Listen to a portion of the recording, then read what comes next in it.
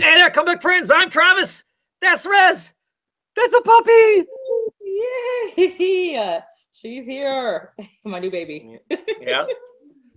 We're here. We're going to talk some comics. We're not going to talk dogs, but we're going to talk comics.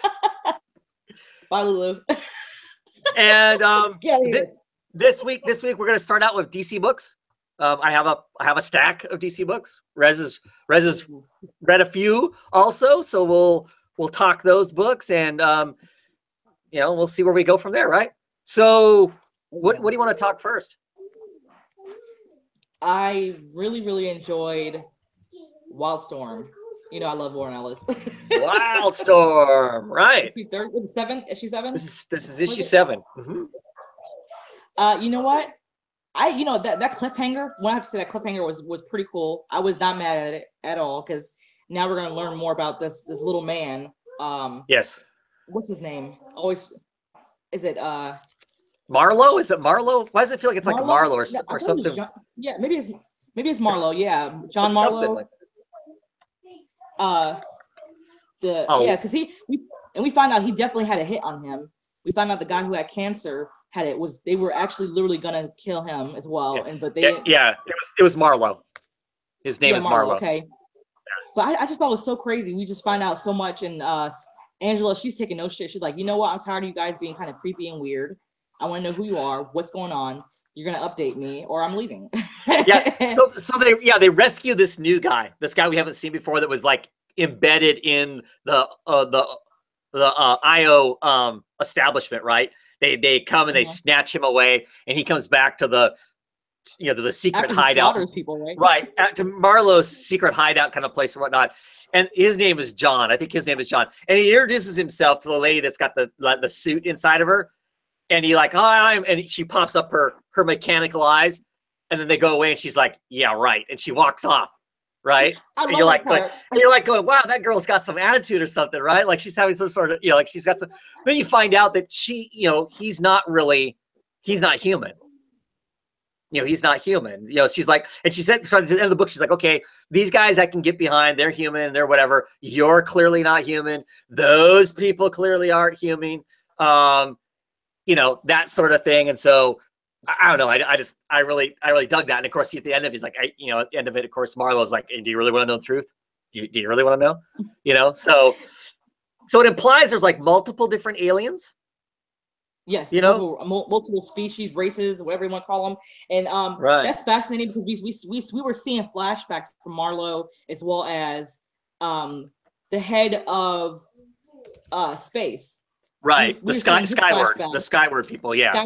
Skyward. We were seeing their flashbacks of their own home planets, I suppose, and so very fascinating to see the different factions and how this Angela Spica having this technology and stolen technology and plant it into her body, how it's going to start a rift and a war of some sort. So I really like this book, and I love the technology, the technological words just thrown in there that Warren Ellis has obviously created.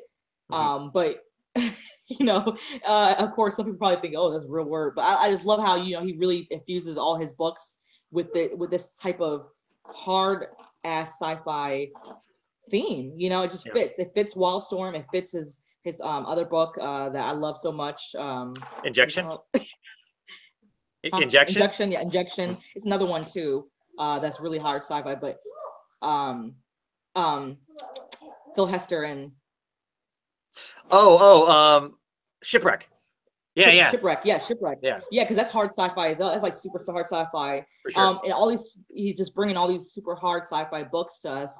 And I feel like even though this is a work of obviously an old Vertigo DC work, it still feels like Warren Ellis. It feels like his voice. So.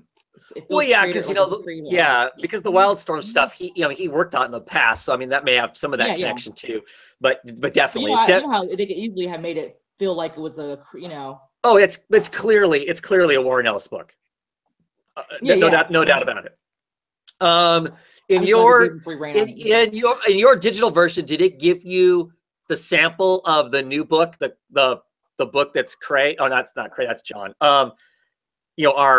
Our Hitman, he's going to get his own spin-off book. Did your digital give you No, I previews of didn't see it? that part. I wish I would have. I didn't read it because I know I'm going to get the book. So I typically, it's, yeah, Michael Cray. So I typically don't read these when I know I'm going to pick up the book. So I was just curious if you had read it, but I'm looking forward to it. I'm looking forward to checking it out and seeing what it ends up being like. It looks cool. It looks like it's basically of the same vein. Oh, yeah. So, yeah. Well, yeah, I'm definitely getting it. Yeah. So I think that's coming up here fairly soon. I can't remember if it said when it was going to be. No, it doesn't. Written by Brian Hill. I guess Ellis kind of gives him the Brian October. Hill was something that I had read last year. I can't recall, but I remember reading Brian Hill on something. Yeah, I'm not sure, but so next month is when that starts out. So curious to check that out and see how that is. Cray is Deathblow. Jockio is saying that Cray is Deathblow. So Deathblow must have been a character from the old Wildstorm. I'm not familiar enough with the larger Wildstorm universe to know who that character is for sure. But I'm looking forward to checking it out. I'm curious to see where they start him at. They start him with where, when they snatch him up, he's still got this, cancer thing going on. How does that all play out? So I'll be curious to see what that story ends up being like. So when we get into ask you, how do you feel about what was her name, Natasha, or how do you feel about her when she was reading the paper? I loved it. Yeah, that this very very analog, sitting there reading a physical paper when clearly the rest of her life is very digital in a sense and whatnot. So no, I like that. That she's still hanging on to something that's familiar. Her mom read the paper every morning. She's going to read the paper every morning, a physical paper. That's what she's going to do. So yeah. Liked it. Okay. Anything else you want to say about Wildstorm? I'm enjoying John Davis Hunt's illustrations, and that's for sure. Yeah, for sure. Oh yeah, solid work. Especially when the action scenes are coming up. Yeah. Well, that was fun. The action scene that's in that where he's going down the hallway and he's like wrestling with the people. So he's turning, and so they turn the panel. I love that. I was actually thinking you were going to show that earlier because that's what I was saying. The action sequences are pretty damn awesome in these. That he does that in injections too. Like the way they do the action scenes, like panels will be like they're just displayed. Right. So it must be something about the way that Ellis is writing it. Ellis must be writing it specific to say, I want this to happen. But yeah, here's the panels where it's tumbling. So, we're static, but like the door, you can see the door is rotating around because he's rotating around as he shoots that guy in the head. So yeah, good stuff. Another DC book that I read was Batman. This issue 31, more of the war of jokes and riddles, the wonderful Janin art. Man, I love that cover. I really enjoying this arc, this story. It's been really enjoyable. I love this Joker. I saw somebody on Twitter was kind of complaining about the fact that they were tired of seeing the Joker be all dour. What is it with all these modern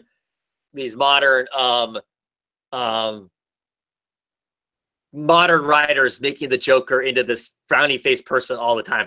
And I'm trying to think, I don't remember anybody else making him really frowny all the time except for in this arc. So there might be some other Joker that's written currently that makes him out to be frowny, but I don't know. I can't think of what it is. I don't think that's a common thing, like I saw people on Twitter saying. But man, just this alone, I love this picture. He's pissed because nothing is funny anymore, kind of a thing. And I enjoyed it. And this whole setup here where he sets up this knock joke, that is just great. He's asking this guy, a year from now, will you remember me? The guy's like, yeah, of course I will. A week from now, will you remember me? Yeah, of course I will. You know, an hour from now, you remember me? Sure, I swear, I'll remember who you are. A second from an hour, you gonna remember me? Oh, yeah, yeah. You know, knock, knock. Who's there? Who's there? You said you'd remember me. You know, he sets him up to kill him. I mean, and then he comes at him with a knife. He looks like a psycho. I don't know. So Batman is teamed up with the Riddler, and they are after the Joker. The Joker has basically got himself locked up into a skyscraper, and they bust into the skyscraper to take out the Joker. They get to that point where it's just the Batman, you know, and the Riddler and the Joker there, and you don't know exactly what's going to happen. But I really love it. The Janet art in it is absolutely wonderful. You know, it's just got some great, you know, great artwork, great stories, and geez, there's way too many ads in these books. Like I said, this has been lots of fun. I'm really excited to see where, you know, how it all ends and whatnot. I know that this sets up, because this whole story is basically told in the past. Batman is telling Catwoman about this because he makes some decision at the end of it that he's worried about. He wants to make sure that Catwoman understands what kind of a man he is before she answers yes or no to his marriage proposal. So, you know, I'm looking forward to it. I'm curious to see how it spins out into that and what that ends up being like too. And Comic to Comic is here, and he's saying that about the Joker that that it has only been this arc. You know, even when he lost his memory, he had a smile. So this is kind of a, I'm not wrong. It's kind of a new thing. This kind of dour, struggling to find a funny thing Joker. So yeah. Oh, and Fred Buscemi, he's saying that it isn't doing anything for him. He's not. It has its moments, but it's just more Tom King trying to do a real big event. Yeah, I don't know. I didn't enjoy Batman to start with, and I'm enjoying Batman now. So, yeah. Anyway, way too much emphasis on Kite Man. I don't know about that. There's been two issues with Kite Man as kind of breaks for the artist to tell this other half of the story, and I think that those Kite Man moments are kind of key to set up what happened in this issue, I thought. So, Fred, even if you're tired, you should have come on and talk comics with us. We can argue Batman. I know, right? So, what else do you want to talk about, Russ? Let's see. Cave Carson has cybernetic eye. Cave Carson has a cybernetic eye, issue number 12. Yeah. We hit a finale. Yes, we did. Very end of I mean, story. I was wondering when it actually gonna come to a standstill, to be honest. I like seeing Mazra come to totality. Yes. And regain some more, you know, memories from Chloe. I like seeing them take down Edward, the evil maniacal Edward. Right. and then Cave getting his pen back and his eye back. It was nice. It was a nice little sweet story. And there was one scene where when they were doing the actions and stuff, the action scenes. And what's his name? The one with the mask. Mad Dog. Mad Dog. Yeah, when Mad Dog, oh my God, he was like, I love this. Yes. He just put his bazooka. I was like, yes. Chloe's like, you found a grenade launcher someday, and he's like, this is Christmas, and he's just like, you know, shooting everything to pieces. Yes. I love that dude, man. Yeah. He's got some other funny lines in there, like where they're all, you know, they're gathering around Mom. What's her name? Mazra, and like, you know, Chloe's gonna give her all these extra memories, and they're all like supporting her too, like, yeah, you're this too. You're not just Cave Carson's wife. You're all these other things too. And his comment is like, yeah, you were the only one that liked my demo tape. You know, here's, you know, Mad Dog. You know, so I don't. Yeah. So like, right on. Yeah, it was really cool. I really liked the ending of it. It ended well. It kind of had this big explosion, kind of craziness, and then they kind of, the dust settles, and they kind of send people on their way. He gets a new mobile that now can travel through dimensions, which is going to be kind of, I mean, that means they can tell a story wherever they want to, if they want to. That's either going to be really cool or it's going to continue to be really confusing, that aspect of it. But I'm still kind of excited by that. He gets his eye back, he gets his cybernetic eye back, and now it's supposed to be all better. and not some, you know, kind of weird thing. It feels like they've come to term with you know, his wife's death a little better, you know, kind of a thing. So that's, you know, that aspect of it was cool too. I mean, I love the fact that the power source is Edward's floating head. They've got it inside like a nuclear container, and that's part of what's going to be a power source now, which so I think is funny. I mean, so the dude's dead, but he's not really dead. I mean, his floating head is in one of those canisters that they're using to power, you know, to power the ship and whatnot. So I thought it was pretty funny, that aspect of it. Yeah, their heads are floating. What's left of their heads are floating there. The art in it continues to just be awesome. You know, Michael Avon Oeming, I just really love his artwork, and with Nick Flaherty's colors, it is just so brilliant and you know, and really dynamic, and it makes for you know, some really exciting. You ever gotten the Mouse Guard by Oeming? Avon Oeming, have you gotten You know, Mouse Templar? Yeah. Sorry, Mouse Templar. Yeah, I had the hardcovers. Yeah. Which unfortunately they won't put out. They won't put out the last trade in hardcover. Yeah, the last trade. So yeah, and I actually have I have all the hardcovers except that one last one.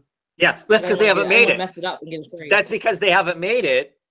Because we talked with Glass. It's been quite a few years ago now, and the book isn't making enough money, so Image won't put forward the money to make the last one in hardback. We're all like, dang it. We made it a point of buying hardbacks up to this point to have a whole hardback collection. And now we're all stuck waiting to, you know, cross our fingers that maybe someday they put one out. And I don't know if it's ever going to happen. So you always get custom made hardbind. I suppose. Hardbound book. I suppose. I mean, if somebody's really a diehard fan of the series, because I remember getting it through the first one, but yeah. But I mean, this stuff like this is just crazy. This giant head that they're, you know, as they're fighting and stuff, it's just awesome artwork as far as just being brilliantly colored and really super dynamic. You know, we follow the, you know, action through and stuff. Just great stuff. I'm excited and really curious to see what's next. You know, what's next for the you know, what's next for it. So yeah. Let's see. What else do I want? So Batwoman issue number 7. This is the first issue that's solely written by Marguerite Bennett. So I was kind of excited to kind of get a sense of what Marguerite Bennett herself wants to do with the character. There's still some of the premise that's set from prior. You know, she's still on these missions to hunt down these biologicals, you know, weapons and stuff like that have been scattered across the world. That's her mission for Batman, is to do that. There are some aspects of stuff that went on in detective in here with her because of her dad and the super soldiers that, you know, were invading Gotham at one point are briefly in this. In this issue, she crashes out in the desert, you know, starts to hallucinate because she's out there long enough to start suffering from exposure and whatnot. I liked it as a whole. It's got Scarecrow at the end of it. There's some great art at the end of this where she's really starting to get really loopy at the end of it. So I'm curious to see how that is and whatnot. I enjoyed this. You know, the beginning of a new story arc, so it doesn't have a ton going on, but I'm curious to see where it's going to go to. Continue to love the character. So the art inside was okay. Ben Oliver is the cover. I wish Ben Oliver did the interiors too, because then it'd really be awesome. But yeah, not bad. One of my favorite DC comics, Super Sons, issue number 8. I absolutely love this book. This is the you know, the Planet of the Capes story arc. I laugh my ass off all the way through this thing most of the time. The two of them together, Damian and John, are just really funny. They're kind of riffing off of each other and stuff. Is just really, really well written by Tomasi, and Jimenez art just always really smart in the book. So they're stuck in another dimension. And they're trying to figure out how to get back, but they're also trying to save the people that are in this place because, well, Damian's really focused on trying to get back, and John, you know, his dad being Superman, of course, if you find people in trouble, you always try to help. So he's out trying to help. So it'll be It's been lots of fun. Like I said, it's one of my favorite books. I highly recommend it for just a good laugh. If you like those characters, they are really really pretty smart. Superman. Issue number 31, Breaking Point Part 1. Different creators on the book right now. Bonnie writing it. Kirkham. I'm not a Kirkham fan of Kirkham's artwork. I've seen some of it on Action Comics when I was still picking up Action Comics. I didn't enjoy it there. I don't enjoy it in here either. So the beginning of this is Lois Lane is out. She is doing a story on some mercenary guy, and that mercenary guy gets killed. She finds out that mercenary guy gets killed by Deathstroke. So then she decides she wants to write. So she wants to write a story about Deathstroke. So she is out trying to hunt down Deathstroke to write a story on him. She does end up finding him. You know, Superman's involved in some ways in helping her out, dealing with some thugs. She ends up getting, you know, basically interviews Deathstroke to some degree, not much of an interview, but some. And then by the end of the story, Deathstroke has come back for Lois Lane, I think, as a way to get at Superman kind of thing. It's, you know, okay, but not very good. I really want Tomasi and Gleason back on the book. If there's too many more gaps that are just kind of this, I don't know. I like the last story with the Yellow Lantern stuff. That was kind of cool. This first issue with Deathstroke was kind of, yeah, I don't know, not really digging it, and partially because I don't care for the artist on that. Briefly talk about Bug, another one of our young animals. It's gonna be a huge break now after this issue number 4. The next issue comes out in months and months from now, I believe. The story itself is just, I don't know. So what? I mean, just not very important at all. It's great Allred art, you know, Mike Allred, you know, work with Laura Allred coloring it. So it's great for that aspects of it. But as far as being actually an enjoyable story, I just don't care. There's not enough here to really. This issue was less spastic than some of the last issues have been, but it still was largely, yeah. So, yeah, I just not. I'm just not. I'm feeling the same. Yeah, yeah, not really digging it. I love Allred's art. That. Yeah, yeah. So there's only a couple issues left. I've already got them purchased, so clearly I'm writing it out. But if this was like going to be some ongoing thing, like, you know, Cave Carson or some of those other books, I would drop it. It doesn't interest me. So look at the comments. I can't. Oh, so Fred missed it in singles, so he's waiting for the trade on it. It'll be fun. It's a fun trade. This issue of Super Sons, it's hilarious because they're in this other dimension, and Superboy John is abbreviating his swears. You know, what the H is going on? And Damien's like, we're in another dimension. One of the first rules of being in another dimension is you're allowed to curse. You know, so there's just lots of funny stuff like that just cracks me up. So, yeah.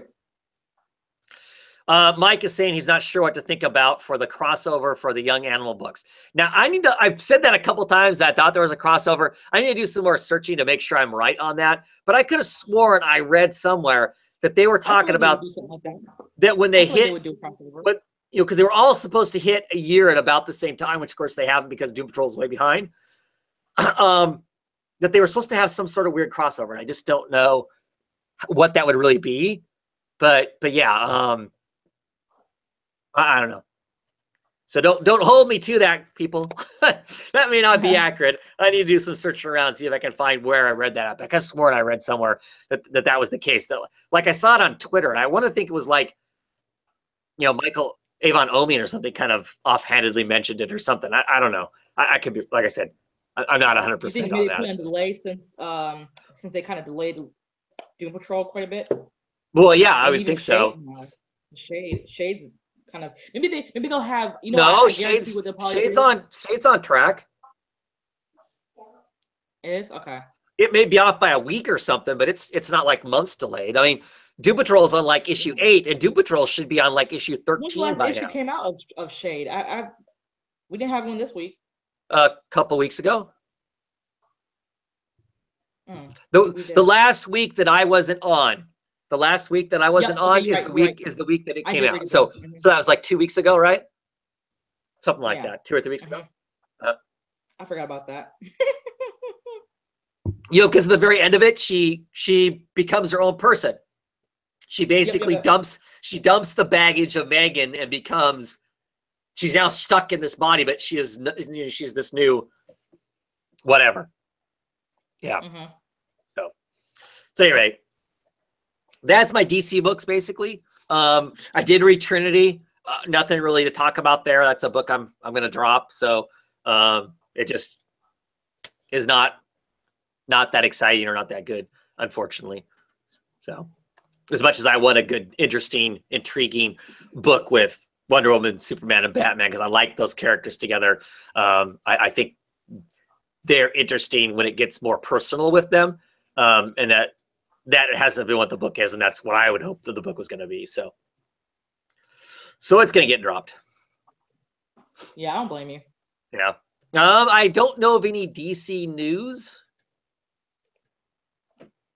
Really? So I've been looking out for some too. Actually, this week I was looking out for some. Yeah, I haven't been paying too close attention. The places that I get a lot of that from has been full of all kinds of other, wars between creators and fans or fans, big giant air quotes fans, kind of stuff. So it's taken up so much space on the internet for me that I have kind of toned down looking at a lot of that stuff. Mike Sergeant America is asking me if my store had a Batman day, because this is Batman or Harley Quinn day right today.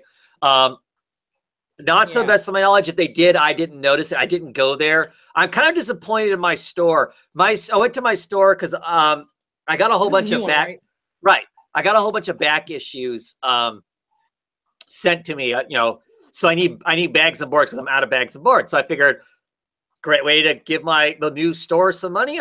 Bags and boards. That's a staple, right? For comic book collecting, is bags and boards.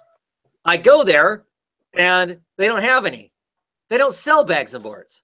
And I'm like, what? You don't sell bags and boards at all? No, we don't sell bags and boards.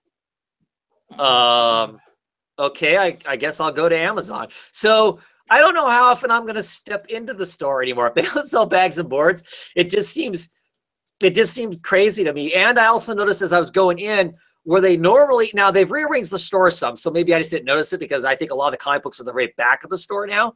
But they used to have comic books in like the store window, and all the current books seem to be gone, and it seemed to be just trades stacked up there. So no, they may have shuffled around. But like I said, I was just shocked that they don't do bags and boards at all. So I mean, like, because there was another comic place that people were always telling me to go to shop with my bags and boards with. I forgot what it was. You don't get yours in bulk from them? Well, I used to, but now I get most of my bag. I don't remember. I don't know either. But people always were telling me to go get my bags and boards from them. Yeah. So I ordered some on Amazon. Unfortunately. So yeah, I don't know. I'm not very excited about the whole my comic book store anyway. Sleepy Reader's here, and he says that he didn't notice anything at his store for Batman Day either. So I don't think everybody does Batman Day. I don't think there's anything around here does it, but I didn't go because I don't like how he robs customers by taking comics from the local Second and Charles and reselling them for higher price. I don't like that, so I stopped going. And what they do is they'll have a little small table full of little snacks and stuff like that. And I always feel like, they only start serving at 2:00. If I'm going there 11 o'clock and I see food, I want to eat it. So there you go. Yeah. There you go. Yeah. So, but I know some places had big sales and stuff like that. They just treated it like another holiday for, to get people to come into the store and buy some stuff and whatnot. But I didn't see anything. I didn't notice anything on Facebook. Normally they'd post that on Facebook. I do have a very small presence on Facebook, and so I followed the local store, and they didn't post anything saying about that. All they did was post stuff about their gaming because they also sell games there, and that's what they were talking. So Mike's saying that his shop had a 30% off back issues. So, oh wow, that's pretty good. Yeah, that's pretty decent. And now John's here, and he's saying that all the shops here had Batman Day. Apparently, Boo, John won the fixed raffle to get the $25 gift card because he didn't even enter. He didn't even enter, and somehow he won. Yeah, that's because they know John's gonna drop more than $25 there on his Sexy Great Comics, right? So. But then John lives like within spitting distance of like 6 stores or something like that too. So lucky man. Lucky man. Lucky. Alrighty. Was it 1 store, 2 stores now? Yeah, have one. And one of them sells a whole bunch of overpriced books. Yeah. On his shelves. Yeah. So now we're gonna talk Marvel books. Marvel books this week. Okay, we're done talking Marvel books this week. So now we're gonna go on and talk independent books. I don't know. I don't think there's any. I don't think there's any Marvel news either, really. I hear that Defenders is the least watched of the Netflix Marvel shows. I don't know. Really? Because it started off pretty good for me. I liked it. I had fun with it. Of course, there's new trailers for The Punisher out there, so. It's The Punisher, and it's set to Metallica. It's set to Justice for All. Is that what it's set to? I can't remember. It's something off of that album. And instead of the drum hits, it's gunfire. Instead of the drum hits. So it's cool for what it is. Other than that, I think Metallica typically has a anti-war theme. You know, because that the whole thing is based around Johnny Get Your Gun, which is kind of an anti-war kind of a deal. So I don't know. Anyway, that was Marvel. Let's move on to independent books. What do you want to talk about independent-wise? Yeah. What the books we really read, right? Well, I know, right? Because me and Rez, we're snotty elitist, and we only read independent books. I know, right? Drink our tea with our pinkies out. Yes. Drink my soda with my pinky out. There you go. That's how you do it. That's the only way to do it. Yeah. That's about I choked myself to death. Anyway, what do you want to talk about? Well, since we're both pro pinky out, let's talk Black Hammer. Oh my God. Yes. Oh my God. Yes. Crazy, right? I love this book. I love it too. It is so cool. Did it not go by? You know what? I realized too, because you know how I always kind of complain a little bit about how some of these Image books like Saga, it just goes by so quickly. But do you know it's because we love it so much because it's so good. Yes. It's so real good. And this book for me didn't go usually didn't go by quick. Not that I didn't love it, but it would just go by. Like it felt like a good amount of time that I spent with it. But this, I was just rushing through it. I was like, I got to get to the next page and see what happens. This is just a damn good book. It really is. And people who are not reading this by now, you're like really messing out, honestly, because I mean, this issue we spend Abraham Slam getting first interrogated by the dumbass deputies because Sheriff Trueheart, which was Tammy's ex-husband, which Tammy's his lover, he's now dead. They suspect Earl of doing it. I mean, Abraham Slam of doing it. Sure. And so when he finally gets, we have Madame Butterfly just show up and tell the men, you let him go and you apologize for inconveniencing him. And then, him and her kind of have this silent acknowledgement of when she tells him I can do whatever I want to do. Because he's like, what are you doing? I mean, this is not. Yeah. We're supposed to be fitting in here. What are you doing? I can do whatever I want. Exactly. Yeah, and you know what? But you saw that acknowledgement that she had, like it didn't. He knew she could do whatever she wants. So I feel like there's something that they're not telling us in this book. They're waiting for later, for us to consume. But I think Abraham knows how they got on that in that area. I think he knows how they actually arrived to this little town and how they're not able to leave. I think he knows she has something to do with it. Yeah. And she's much more behind it than everybody else knows. And so Sure. I'm really looking forward to that reveal when it does come out, because it's gonna, something to that degree is gonna pop up. It is. And I'm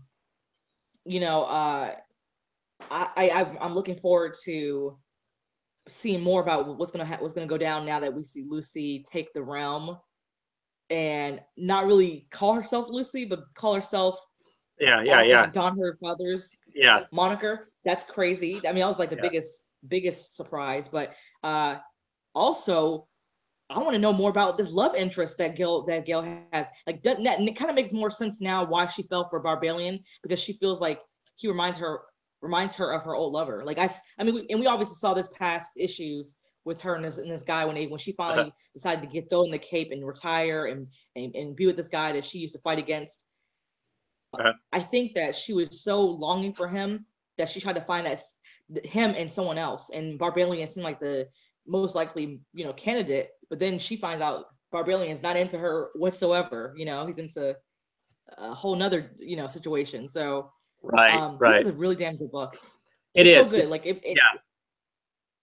It's great. It is extremely good. You talk about it being a fast read. It is in the sense that nothing takes you out of the book. While you're reading it, you don't stop and go, wait, what? You have those moments of wait, what? But it's not the kind of like, somebody says something that seems wrong or out of place, whatever. Everything just fits together really perfectly in the book, to make it very, very exciting. And even if you're not into Silver Age, it has this kind of interesting silver golden age vibe to it. But even if you're not into that, it still works really well. I know some people went, I avoided it because I don't like the golden age stuff.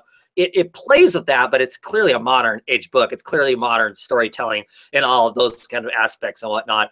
The reveal at the end of this is exciting. As in the comments, Sleepy is saying that it's going to take a break, which it is now. We're actually going to, for the artist to get caught up and all that kind of stuff, because Dan Osterman's art is just brilliant. I love his art style. It is just great. And of course, with Dave Stewart doing the colors on it makes it great. But it is they're doing a 4-issue miniseries of Sherlock, Gale's, Golden Gale's lover. There's a little blip in the back here, but it's Sherlock. It's Sherlock Frankenstein. Is the book, and there's a little bit of of course, art by Dave Rubin. So Dave Rubin. There you go. So next week, it's Sherlock Frankenstein, the Legion of Evil. So it's going to kind of focus on the villain aspect of it. But I didn't read this. There's a sample in here. I didn't read it, but clearly it's got a reporter in there. So I don't know. It's going to be. I'm excited for it too. I think it's going to be awesome. I just love this world. It's just got all this stuff going for it. But the art is just, because he does all the great inking, the shadowing, the textures, the small, thin lines, thick lines where lines need to have weight to them. And yes, somebody asked if this was Darkside Galactus or Galacticide or however you want to say it. And he is. He's a combination of those two things. There's the High Father here, so it's got the dark sideness, aspects to it. Clearly him being giant like he is, it makes him look like he's Galactus. So it hits all of those. They're playing off of all that stuff. I mean, Jeff Lemire is playing off of all that old Avengers and Justice League type stuff. But it's just really cool. It's just really, really, really excellent. Excellent all the way around. Just a great book. Highly recommend the book. As far as all. No, go ahead. What? We'll go back to the Sherlock. You said it's going to be illustrated by Dave Rubin and written by Jeff Lemire. Yes. Okay. And so, I mean, I just, not that I don't want to know more about Sherlock. I would prefer to know more about him in the story of Black Hammer, more so than a spinoff. But maybe that's just me. Maybe it'll make him so interesting to where I will actually love him. Well, see, I understand what you're saying, but I think this is a way to well, one, it's a way for them to keep making money as creators, Yeah. but it's also a way for them to keep telling a story. You know, give us a bigger picture of the world that this is, and you know, gives that break to the artist that's needed for the artist, but isn't such a long break for us as readers that we maybe forget or you know, maybe become less interested in the story, or that I mean, I won't, but I think that's kind of why they're doing it too. It's kind of, you know, it's fill-in issues without being fill-in issues, because you don't have to buy it. There's nothing that says you have to get it. You don't have to get it at all. It will have, I'm sure it's going to have no effect on the main story that you would have to read that. It's extra, you know, kind of a thing. And, but it's not thrown into the actual Black Hammer comic. And we all start reading, going, I'm reading this. This is filler. I don't want to read this. You know, as we all complain about filler in our comics. This way it's separate. So if you want to read it, you can. If you don't want to read it, you don't have to, kind of a thing. So, yeah. Well, you know, I look forward to anything Jeff Lemire puts out with Dark Horse, especially when it involves David Bean, involves Dean Armstrong, himself. Right. Who else do we have? That usually that's the people that he's worked with. Yeah. Yeah. If he added Matt Kent there to the I think he did Matt Kent too, because he did a little bit of illustrations on something with him. But yeah, if they added him in there as well, I would love to see that. I mean, because I love me some Matt Kent. Yeah, it'd be pretty cool. It'd be pretty cool. I'm gonna talk Headlopper. Issue number 3 of 4 of the Crimson Tower. First 2 issues, you know, kind of a little on the slow side in comparison to the last story arc that was, but this issue nails it out of the park in my opinion. Partially because there's lots of Agatha, the witch head that he drags around. There's lots of her in this. She's hanging out with this little toddler baby, and the stuff with her is hilarious. It's, you know, it's great. She is so, you know, gross and vile, and at the same time just wonderfully charming and fun in this. And in this issue we get you know, Headlopper himself, Agatha the Head, and the baby are off in one place trying to gather a crystal, while you know, some of the other warriors are off trying to gather another one. There's just some great stuff in it. Wonderful art as always. I just really enjoy this. I love the format. I love the fact that it only comes out every 3 months, but you get this big, thick, I don't know, 50-some, 60-some page, you know, book for that, you know, for that $6. And so you sit down, you read this nice, great chunk of fun adventure art, and I just really dig it. I really dig it a lot. Good stuff. I do kind of miss reading that book. I love the art, and I love Agatha. Yeah, she's just cussing and swearing, and it's hilarious in here. There's one scene in here where she's laying, and her head, she's all tipped over sideways, and there's this baby hanging out with her, you know, that doesn't speak, that just barely walks, and she's like laughing, and she's like, "Oh, we're all gonna die here. You're gonna die here." It's gonna be, you know, she's like, you know. So there's this scene right here, right, where she's just like, you know, telling this little baby that she's gonna die, and she's saying, you know, you won't really believe. I know you won't really believe me, but I really am pretty sure you won't survive this. And then the next panel, it's all pinks and hearts and smoochy faces, and she's saying, yeah, like, this is you, right? Oh, I'm just a baby or something. You wouldn't want to, you know, kill little Beak, would you? And then the next page, she's laughing at him, you know, ah, ha, ha, ha. No, really, this tower is probably going to eat you. You know, she's just laughing. I mean, there's just all kinds of funny stuff in there as the baby's playing with her hair. So as much as she cusses at the baby and whatnot, she likes the baby. It's all kind of funny stuff. Oh, that's so cool. Yeah. Agatha has a new friend. Yeah, the art in it is just, like I said, it's just, you know, cool as cool could be. Great action scenes, great crazy fights. They fall into this magic pool, which, well, I don't know, it's all yellow, so it looks like pee to me, but where's the sisters at? The sisters? There's only one sister left. Oh. Yeah. And she is off with another, she's off with the baby's brother, and they're fighting some other stuff. Oh man, I guess it must have drove her to want to keep fighting. Yeah, it's good. Like I said, this issue really picked up and was a lot of fun. I've enjoyed all of them, but this issue just kind of, like I said, brought it all back around. The next issue is, of course, going to be the fourth one of this bunch, and they're going to be fighting the big, giant purple one-eyed monster dude at the end of it, which is going to be, cool. I think has some crazy arena fight going on. So, looking forward to that. Should be lots of fun.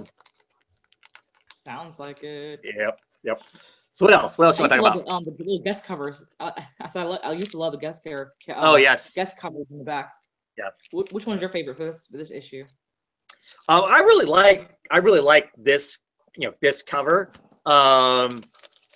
There's some of the guest stuff that's in the back. They didn't really have guest covers, but they had just had the pinup gallery. That's a pretty great one there. As Agatha's screaming, "I hate you," which is just classic, classic Agatha. I think that's what I meant. Get pinup gallery. Yeah, who did pinup gallery for this issue? That was Kristen Larson. That's Kristen Larson there, and then Geraldo Zaffino did this one, which is for a serious one. Yeah, that's pretty cool. Doesn't it remind you of the art off of Black Monday Martyrs, the cover? Yes, it does. It does, because how dark and sketchy it is. Yeah, and then of course you got Agatha peeking out there, with her braids. And then this final one, that's the purple one-eyed monster that's going to be at the end that they're going to fight this issue, and that was done by Shane Hillman. Did that? Oh, okay. Yeah. Okay. No, lots of fun. What else? What else did you read? My second favorite book of indie book of this week was none other than Jim Zub's Glitter Bomb, the newest one. Yeah. Really, really excited to get that best series back. Now, I kind of felt like that last issue was just like, what the hell is this? Like, it wasn't a bad what the hell. It was just a like okay, scratch my head. Like, I don't know what to think of this. Like, how can this even be brought back up? But let me tell you, already on the first issue, after the the finale of the first season of this series, where we have this one kind of flailing actress who's trying to make a comeback. We see her apparently be able to transform into some kind of sort of monster of sorts that feeds off of evil. Of and when I say evil, not your typical evil like demons and sorcery, things like that, but more so like evil that lies within someone, such as lying and untruthfulness and jealousy and envy, things like that. So these monsters of sorts, these water creatures, embed themselves into people that they feel can carry their message and allow them to interwork with another people to feed off of. And so by the end of the first season, we see this failing actress named Farah get on stage, and from the stage she starts killing like several actresses and actors. It was like an Academy Award kind of where they're dedicating this award ceremony to Cliff, the first guy she murdered. And so while on this stage, and she's killing people with her tentacles that come out of her mouth and everything, this Cthulhu-esque kind of thing that's coming out of her, she is killing tons of people. People are running left and right. The exits are locked, kind of Carrie-esque, like where everybody just flee for their lives and just dying in the midst of it. And as one officer, he actually shoots and kills her. And then, of course, now the whole situation is being publicized on the news and glamorized on the news. And her babysitter is now in this first issue of the second season is being talked to by this agent. And he's telling her how she can capitalize off of this whole entire situation, capitalize off of knowing Farah. She can go ahead and give the paparazzi and the reporters just a little bit, enough to where she can milk it to where she can get a good payday from this. And she goes live and talks enough just to get the crowd interested and curious on what her relationship really was with Farah. Did she know that she's going to kill all 40 or 50 of these important actors and actresses, and so, after that happens, she starts finding that her life is just changing. Like, you start seeing the kind of dark underbelly, which was the theme of the first season, kind of starting to come out. We start seeing these creatures trying to make their way towards evil. We see her when she starts getting in front of the lights when she's being interviewed, when you have all these lights flashing and cameras going off, you start seeing her suck up this notion that she could be a star, and that's where the first root of the evil implants itself into her. So seeing that transpire, seeing these creatures feed off of all this, you know, and then while we also had this one detective who's just scarred, like he's suffering from traumatic distress from killing Farah.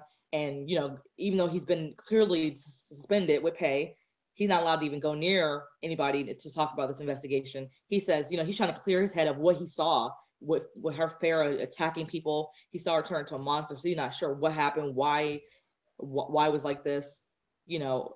So he's questioning people against his commands, you know, authority, and just, you know, being a wild card. Of course, you gotta throw the wild card in there.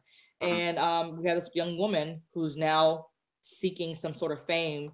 She wants to leave the life that she's living, and move to, you know, some kind of, I guess, greener pastures, or what she views as greener pastures.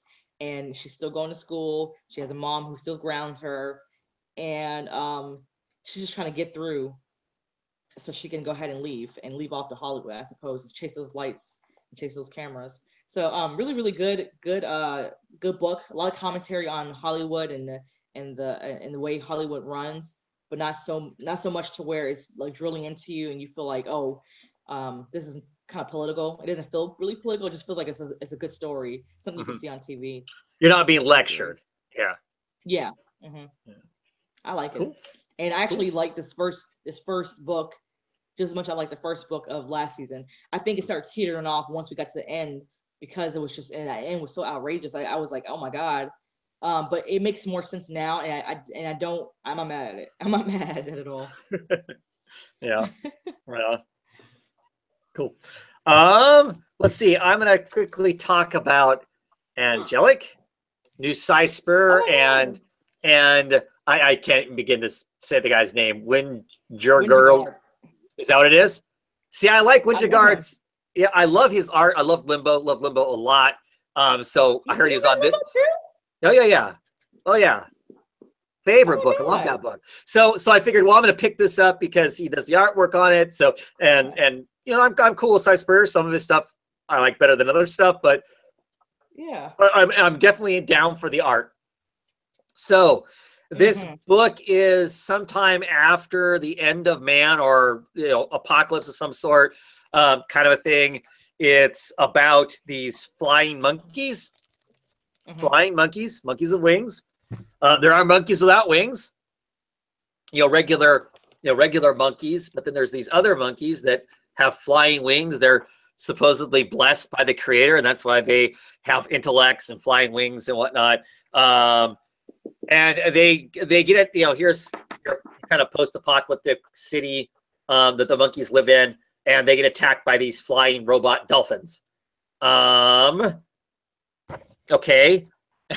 The dolphins are coming because they're curious about stuff. They want to snatch stuff up. They like to hunt prey. So they're, you know, here, and they attack this city full of monkeys. The flying monkeys, you know, start to fight back. And there's this one flying monkey that has a scarf across their face, and they're like, we don't know who you are. They pull the scarf down. This monkey is a female monkey, and female monkeys aren't allowed to fight. So clearly we got this whole patriarchal thing going on. The male monkeys do these things. The female monkeys only are allowed to do these things. And she's kind of like, well, I'm not really good, and I don't really like to do the things the females want to do. Why can't I do these things? Because this is the sacred scripture, and this is the law, and this is how it is. She finds out that she's been selected to be the mate of one of the high priests. And the bad side to be the mate of one of the high priests is, of course, you go in. First off, you mate with somebody that you don't care to mate with, and they take your wings away. They pluck your wings so you can't fly. All you basically are is to sit around and birth children. That's your high honor. She's not real keen on doing that, kind of a thing. So she kind of wanders off, kind of humming and hawing about how she needs to be this good person and follow the scriptures. And even though she's asked why a million times because she doesn't understand why are we doing this stuff? Why are we? I mean, the sacred lights. Some of the sacred lights we're talking about literally look like Christmas tree lights hung across the building. He's like, why are we calling these things holy? I mean, what's the what's the purpose? And she's not supposed to ask why. That's kind of taboo to ask why, kind of a thing. So she's off by herself, kind of humming and hawing about what she's going to do. And she gets attacked by the dolphins again. She gets attacked by some weird cat. And then this blob shows up that she thinks is Man. And she's all worried that Man is going to, Man's ugly and nasty and they're supposed to fight Man. And, Man's all dangerous. And the robot thing is like, oh, no, that's all kind of crazy. That's kind of, mumbo jumbo, whatever. Yeah, I just want to talk, we're just trying to figure stuff out. We'd love to get a sample, love to talk to somebody who's not a male, because typically the only flying monkeys we catch are males because they're the ones that come up and fight. They're kind of dumb. We'd like to talk to somebody smart. You're female, so clearly you must be smart, right? And at the end of it, the robot thing opens up and it's like, I don't know, like a walrus-y kind of a thing inside this robot stuff. So I don't know. If you can't tell, I wasn't particularly impressed with the story. Yeah, I wasn't either. I mean, I get where it's going as far as the whole, we're supposed to sympathize with this female character because she's stuck in that old traditional spot of this is women's work and women's place, and you can't do this other stuff. And she's kind of not okay with that. And I appreciate that story, but there's nothing about this that really excited me a whole lot. The art was okay. I wasn't even super stoked by the art itself. It was fine, but I don't know. I don't think I'm going to order the next issue. I mean, I'm going to get issue 2 because I already have it ordered, but I'm not going to put it on my pull anymore. If I'm suddenly wowed by the next issue, I will figure out how to go back and get the issue I miss. But yeah. I feel the same way. I love the art, but that's about it. Yeah. Yeah. So yeah, I wanted to like it, but I'm not feeling it, I guess. Yeah, John DaCosta is saying that Sai has been more missed than hit for me lately. That's kind of where I am too. I liked Weavers. I love the art in Weavers. I liked the story just fine in Weavers. I thought that Godshaper was kind of a mess in places. It kind of got all over the place with that book. So yeah, I guess that's kind of where I'm at with it too. What book kind of was a total off for me? I read it all the way through from very beginning to the end, but Cy Spurrier, he's been kind of hit or miss lately, and I remember Weavers being really good. I love Weavers. It was good for me, but then I got Hookjaw, and I was like, no, dude. No. Oh, that's right. He did write that. Yeah. Now, Cry Havoc, I like. He did Cry Havoc. I liked Cry Havoc. So I mean, for me, I guess it's like every other book. Cry Havoc too.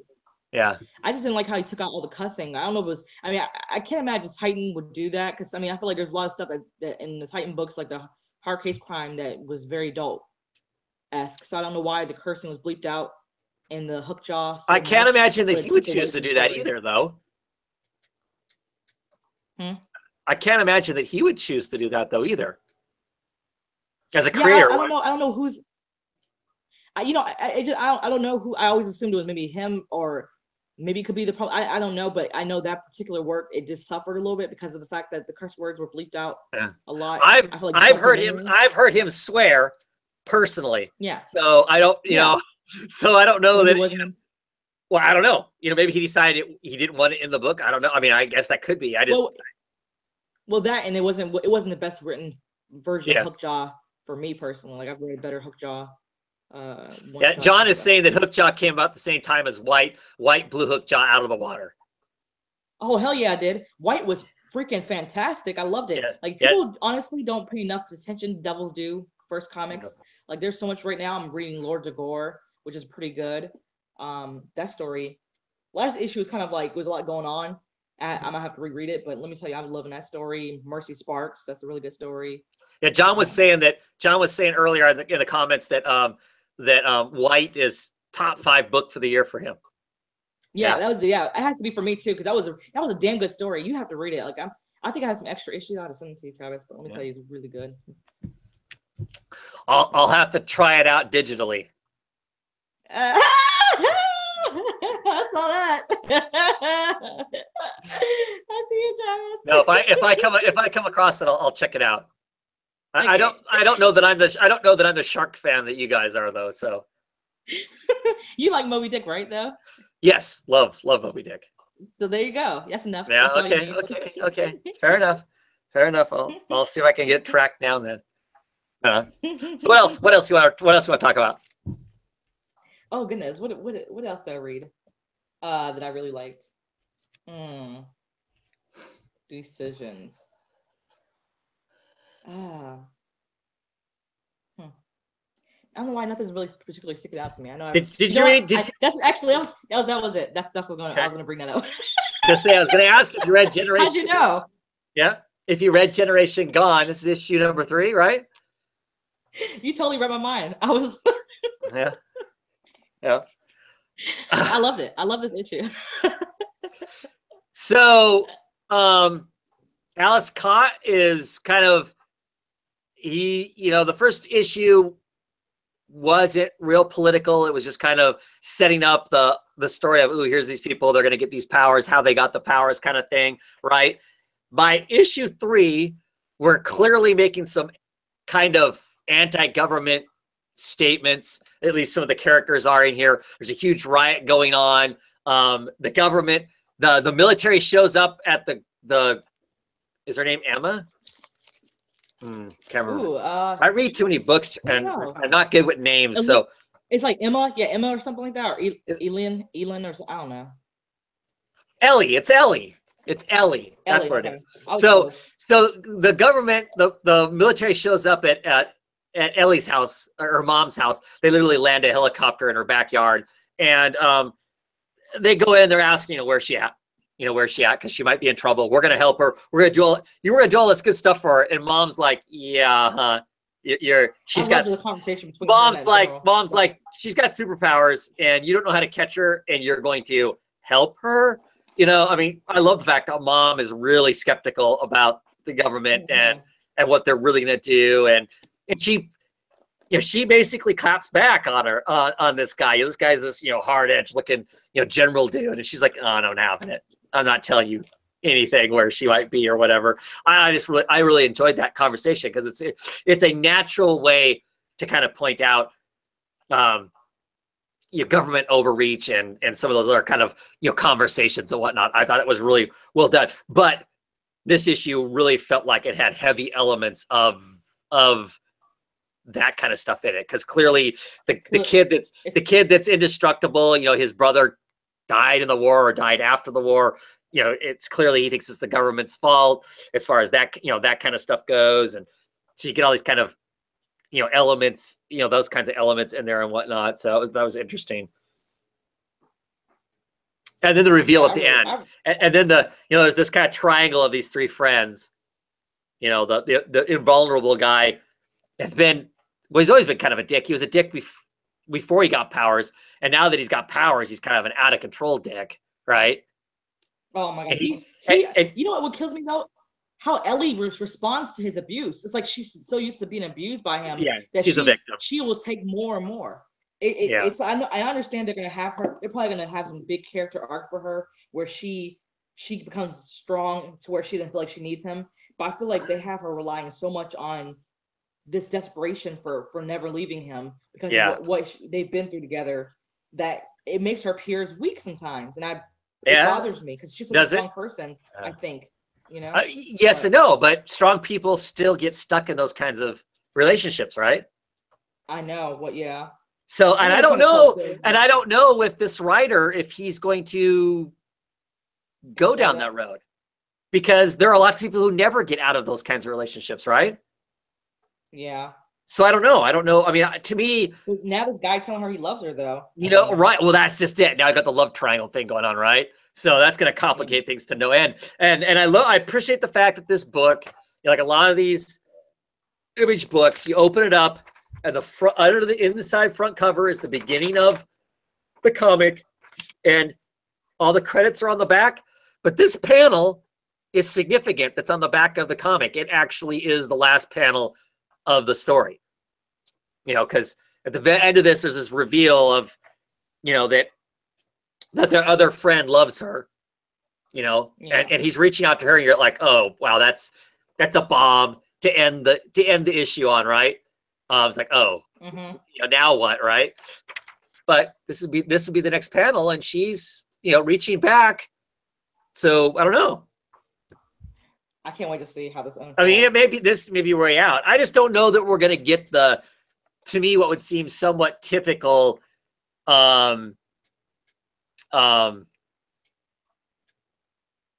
know, now she has a story arc where she becomes the better person. I don't know if we're actually will get that or not. I think it's interesting that we don't. Be the typical way to go though with the comic book, you know. Well, right, but I'm not sure that this writer's going to do that. I don't know that he'll take us down that road. I think he's willing to let us be in pain with this person for as long as the book runs, because that's life. I mean, people don't all. Because I'm not 100% sure what this story is, as far as like, is there a, because lots of times you read a story, you can kind of feel like, oh, here's the message. Anarchy. Here's the message, like right? Anarchy. Well, I think I don't know if it's straight up anarchy, but it's certainly venturing into the realm of take some time to look at the establishment, and maybe it's time to not continue to be led around by the nose by the establishment. Is a possible. Yeah, I mean, I really like this book. I like how this this one scientist, how he's so ready to die for this cause of transforming these children or teenagers into his vision so that they can take over the world, and he's a character of complete total chaos, but it just, as long as it recreates the world, right? You know? Well, and it protects the children. It protects the children, because we know he lost his child. We know that the general lost, the general has got, his child got in a massive accident, and she's significantly crippled up. And he doesn't want that to happen anymore. So he's released this thing into the wild because it's gonna make it so these kids won't be dying the way they did before, supposedly. Yeah, don't know. It'll be interesting to see exactly how that all plays out, for sure. Next up, I want to talk Samurai Jack, issue number 1. This is Quantum Jack. This is a story that's told kind of future Samurai Jack. I'm a huge Samurai Jack, the cartoon fan. I collected a little bit of the first Samurai Jack book that IDW put out. It was okay.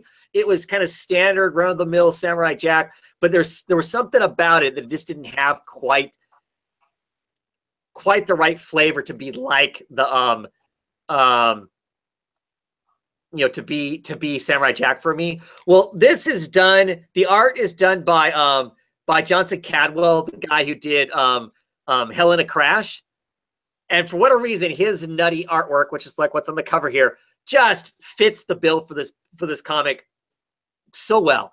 So in this first issue, Samurai Jack is a leader of a gang of mercenaries, and he doesn't seem very Samurai Jack-ish, but he quickly gets put in a position to where there's a person to rescue, and it's like he doesn't remember being the Samurai Jack character. He gets hit on the head a couple times, and he has flashes of the original Samurai Jack character. But this issue was really fun. I think this is only like a 6-issue miniseries, so I'm all for it. It opens just like a Samurai Jack cartoon with like forest and some forest animals munching, and you hear some rumbling and crashing of stuff. It even gives, it's got all kinds of crazy combat and fighting going on, which is a typical Samurai Jack cartoon. You even get this great moment where we get Jack's eyes, which is a standard kind of a thing in the Samurai Jack cartoon, and then him going to town, beating some people up, whatnot. But I love this art. I describe it as highly polished, 13-year-old notebook art. But I don't know. I just really dig it. It really works for Samurai Jack. So I am thought it was a lot of fun. Really excited for it. Way more fun than the last Samurai Jack thing I said. And the next issue's got luchadors in it, so it'll be all kinds of fun. All kinds of fun. Any other books you want to talk, Riz? The Unsound, issue number 4. Unsound, issue number 4. When did that come out? This week. Did it? If it came out this week, I missed. If it came out this week, I missed it. So you go ahead and talk. I'm pretty sure I've read that issue, but I think it came out earlier. But go ahead. Maybe okay. I'm going to look because I'm going to panic now if I didn't get it. Yeah. Well, I had actually had to go back and read a few issues. You know, I was kind of behind on sound, so I hope I don't fuse those issues with this one. But this one, we see more of Ashley, you know, going through the different underground rooms of this mental hospital. They find out that the patients from the previous cycle actually recreated their own mental hospital of the sorts, and they were treating themselves with their own medicine. It was so crazy is I don't understand how people like how you wear this mask, this paper mache mask, or you know, paper crafts art mask, right, and right. you get to see this whole different portal, different world. So and down there they consider her to be the queen of razors, the razor queen, or queen of blades, I think, called queen of blades. So they call her the Queen of Blades. We see that one psychiatrist that called her Ashley into his office in issue 2. We see him the head director. Yeah, he was the head director. Yeah, head director. We see him get torn apart, pinata style, and razors come out of him. It's like a lot of symbol. I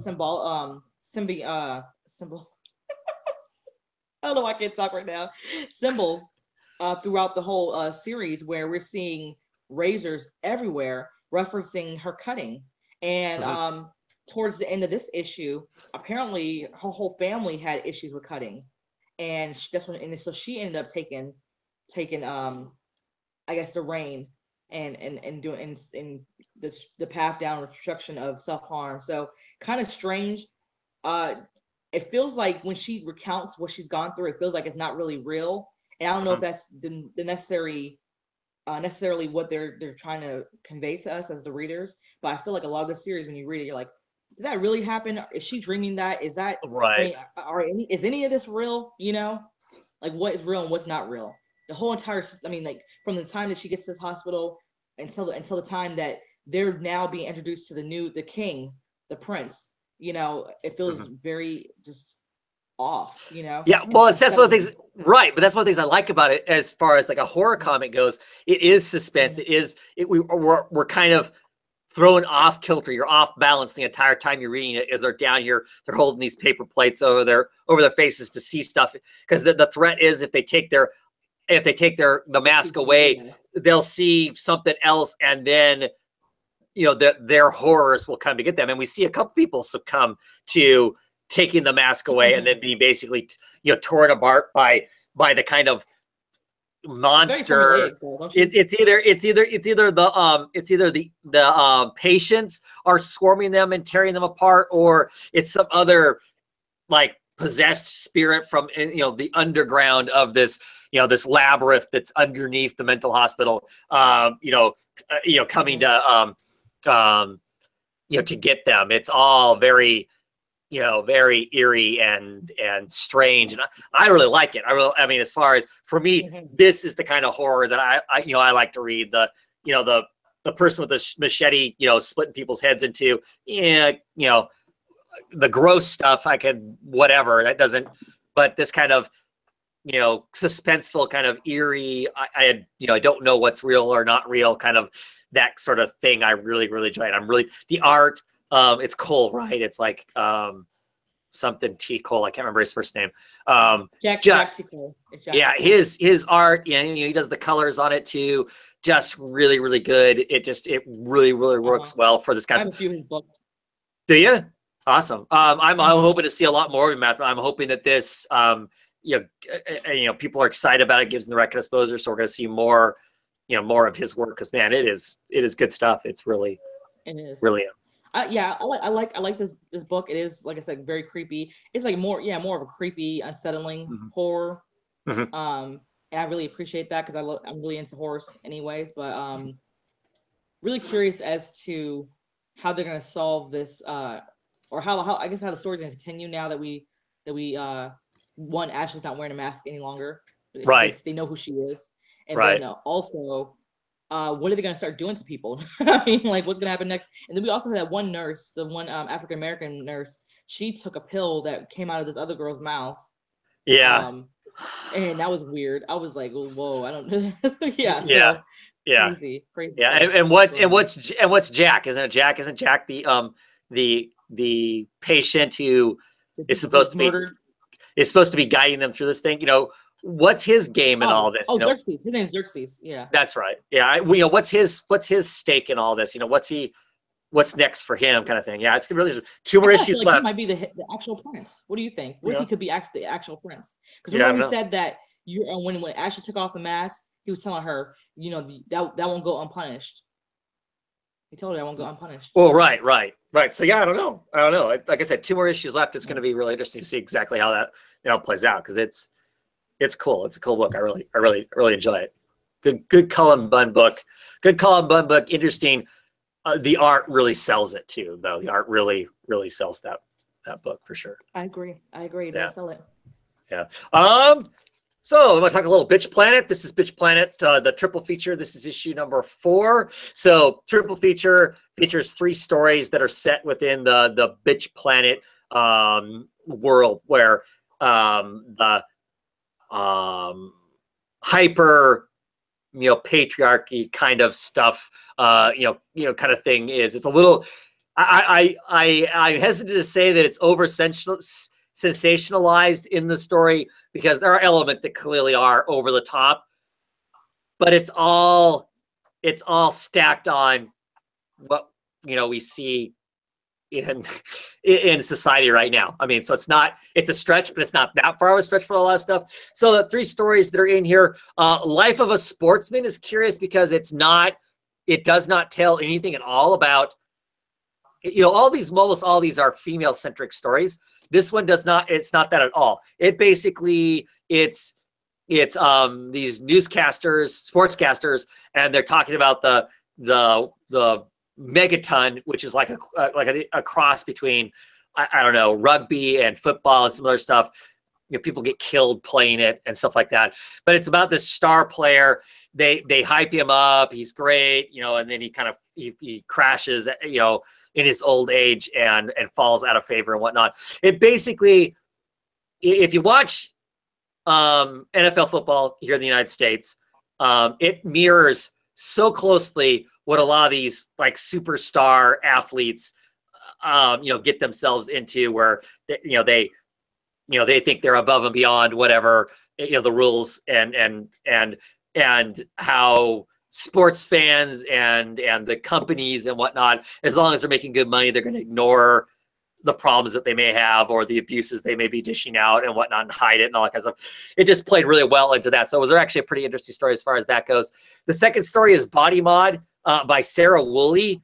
That was a disturbing story just because it has to do with body modification. These women basically modifying their bodies to attract a man, but it's like hyper end. They got waists that are like the size of, a broomstick, and some of them are getting webbed feet, and because some guys are into mermaids, and it's just really, to me, it's all kinds of creepy, because it takes, body modification to such a heightened state of crazy that it's just like, wow. Yeah. And, To Be Free, I can't even remember that story, to be honest. So it must have not left too much of an impression on me after I read the Body Mod one, because the Body Mod one, I can't show you any pictures from it because it's, the Be Free one, it has to do with a thief stealing a book and getting all beat up and stuff. And it was a birth control book and whatnot. But the Body Mod one was really disturbing. It was, I don't know. Change your looks and look the way you want to because you're happy with the way you look. Don't do it to please somebody else, I guess, is what it all comes down to for me. But I enjoyed it. I like these short stories. That is kind of fun to see people, like I said, taking the premise and taking it to the extreme in these different ways and whatnot. And these stories, to me, don't feel pretentious. They don't feel overly preachy. They're, like I said, they're just taking an idea, women who, get breast enhancements and booty tucks and whatever else, to try and get themselves a man. And they just take that idea, which clearly happens now, and just take it to an extreme, kind of thing. So I enjoy the short little stories. They're fun. So, any other books you want to talk about? Let's see. Did you read Dark Ark #1? No, I did not. How is that? That's another Colin Bunn book. Colin Bunn is writing like 40 books right now, right? Yeah, he's just writing a whole lot of books, and I had to get on this one. I had to get on. So the Dark Ark, right? The premise is Noah's Ark picked up all the good animals, and the Dark Ark picks up all the bad stuff. Is that right? Mm-hmm. Yep. Okay. Yep, that's exactly what it is. I enjoyed it because I really like Wando, and I like Cullen Bunn, of course. So I try to get everything he's on. Always give everything he puts out a chance. So yeah, we pretty much see the Dark Ark. You know, obviously they feel very stifled because the Dark Ark is Noah believes the Dark Ark to be lost. Like they don't know where it went.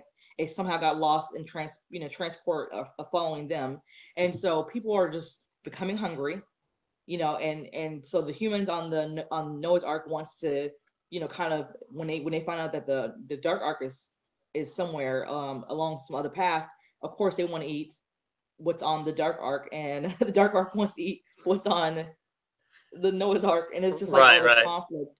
And there's obviously some parties arising against each other, creating little factions and little secret going-ons with the vampires and the djinns and stuff like that, trying to band together or band against each other to kind of start some kind of all-out war that's going to end up. And there's some human captives on the Dark Ark where they're going to be probably eaten, and then we're going to have probably Noah's Ark be destroyed or somehow or come close to it. Just very crazy, but I liked the tension that they're starting to build throughout the series, with the conflict by this one character. I believe what was her name, Kaylee or something where I think she's related to Noah of some sort. I think she's his daughter. So seeing the conflict she has with keeping human captives down below the ship and trying to be friends with them, but knowing she can't be friends with them because they're going to be sacrificed, they're human sacrifices, and then also knowing that at any time that these people with these other dark entities that are on this Dark Ark could rebel against her and uprise and cause mutiny on that ship. So I liked it a lot. It wasn't bad at all. Definitely very different than what you usually see Wando on these days. So Wando is Aftershocks comics. Wando does like 4 or 5 different Aftershock comics. I mean, he does that. He does World Reader. He was doing American Monster. He does some of the different animosity stuff too. So he's clearly the company artist. I mean, he does so much of it. It's just kind of shocking how much of the art that he does and whatnot. I mean, his art is simple. It's not complex though. So maybe he's got a style that he can knock stuff out really quick. So yeah. I mean that's why it's maybe pretty easy for him to just knock out. And so the rise is not requesting so much of him anyways, Right. So is the Dark Ark something you see lasting a long time, or does it look like it's something that's going to be a shorter story? Or can you tell? Honestly, I can see. I mean, for me, it feels like it can only be written past. I mean, really, 4 issues probably. I'll give it 4 issues. I don't see it being like an ongoing. I'd be surprised. I mean, it's only so much story they can really tell. I mean, obviously they're just tipping the original Noah's Ark story on his head by adding a secondary arc, But I mean, it's possible it could last longer, maybe 2 seasons. But so what kind of animals are on the Dark Ark? Huh? So what was gathered up on the Dark Ark? Magical creatures like unicorns. Oh, okay. Like I said, djinns, like genies. Okay. Sprites. Any magical creature. Okay. Cool. All the pagan. Sure. Pagan kind of creatures and store like right. All the mythical stuff is on that one. All the stuff that we in the real world would consider the mythical stuff is on the Ark that's lost. Okay. That makes perfect sense. Right on. So that was interesting to me because I like mythical and fantasy characters. So for me, or creatures, that to me that was like the drawing point for me, knowing that the Dark Ark was filled with these magical creatures of sorts. I mean, unicorns. How you can't pass that up. Right. Sure. Right. Yeah, right on. Right on. So speaking of Aftershocks comics, I picked up this World of Animosity, not knowing what it was. I just knew it was a different Animosity title. So of course I put it on my order because I'm reading all the Animosity stuff. I get it, and it literally is a world book. So if you're familiar with role-playing games or that sort of thing, and you want to have something that fleshes out the entire world, even though you're not playing in the entire world, that's what this is. So this actually has maps of the United States, tells you brief little info dumps on what happened in each state. That and in the United States, you know, is it the animals, have they taken over? Are the humans taking over? Are they working together? You know, all the kinds of things that might have happened. It gives you like info dumps on all of the main characters that are in the stories. It also gives you a world map, so it tells you what's going on in Africa, what's going on in Europe, you know, and all that kind of stuff. So interesting, I guess, but nothing that I really felt like I needed. If I would have known what it was, I probably wouldn't have picked it up. Because I don't need to know that to do the story. I mean, as I'm reading the story, I'm always kind of curious. Gee, I wonder what's happening here. But if it's not going to be told in the story, I don't have to know it. I can sit around and think up my own whatever I want to. I didn't need, you know, this to tell me all that stuff. But I mean, so it was amusing to kind of look at and read over. But you know, whatever. You know, like I said, at the beginning of it, it literally, you know, re-explains this is what happened when it all went down. You know, what's happened basically issue 1 through 8. So if you're new to the comic, you could pick this up and it would give you a synopsis of what's happened for the first 8 issues. Talks about the main characters, right? You know, in it as far as that goes. Then it gives, like I said, it gives you this United States map, symbols by all the different states, and then you can go and in alphabetical order read it, you know, Alabama, and say, you know, it'll tell you exactly what happened in Alabama or Alaska. Conditions unknown. Communications were seized and severed during and shortly after the wake. So, you know, and some places it's cool and some places are horrible if you're interested in knowing all that. But then it gets into the secondary characters. You know, I think it's funny that Winter Winter Mutt, it doesn't, all their stuff is blank because, you know, it's kind of a, I don't know, wolf Malamute hybrid. It's like some super dog, and so all the super dog stuff is redacted. So that's kind of curious, but yeah, not anything I needed. You know, so yeah, $4 that you wasted. Yeah, $4 I didn't need to spend. So, but like I said, if you're curious about it and you haven't read it and you're not necessarily wanting to pick up a trade or whatever, like I said, you can buy this and it's going to give you the information to give you a sense of what it's about. So I guess good in that way. I guess I should pay attention to my solicitations, but like I said, I saw the title. I went, well, that's new. I'll pick it up, but clearly don't need to keep picking that up. It happens to the best of us. Yep. It happens to the best of us. Yep. Alrighty. I think that's about it for me. Mm-hmm. You didn't read Hellboy? Hellboy didn't come out this week. Came out last week, I think. Oh, okay. Okay, maybe I was catching up on it. I forgot. Okay. Any others you want to talk about? Yeah. Nope. Okay. I don't really know of any news per se. Independent wise. Hey. No, on this hemisphere. Okay. So, with that, I think we'll call it a night.